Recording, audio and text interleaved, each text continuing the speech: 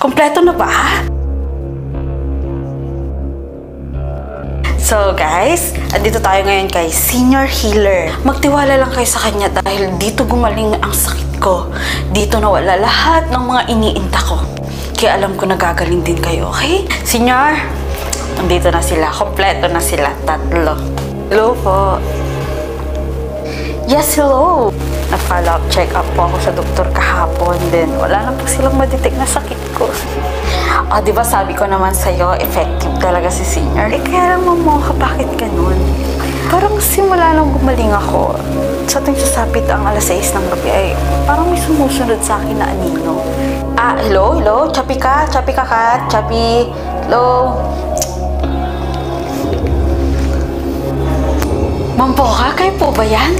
Tingnan nyo ang layo-layo nyo po, pero nakikita ko po kayo. Nakakakita na po ako ng malinaw, tsaka hindi na daw po ako mabubulag, sabi po ng doktor ko. Ay, napakagaling talaga ni Senior Healer, di ba?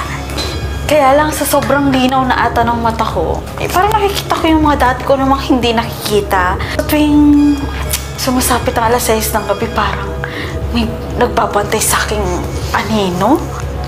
Ay, ito matawag. Hello? Sandali lang nga, tinatawag na ako ng asawa ko eh. Hello? Sige. Sige. Ingat ho, ingat. Dito na ako. 2 points. Kahapon si Kat ang namatay. Ngayon naman si Jane. Malapit na mag-alas 6 na eh. Isang buhay na lang at malakas ka na ulit. Oops.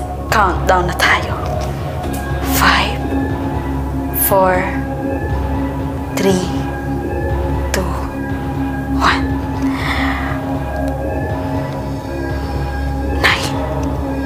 Nay! Senior, anong nangyari sa nanay ko? Ha? 3 buhay ang inali ko sa'yo, diba? Sabi mo 3 buhay lang at mabubuhay ang nanay ko. Ano nangyari sa kanya? Bakit siya yung nawala?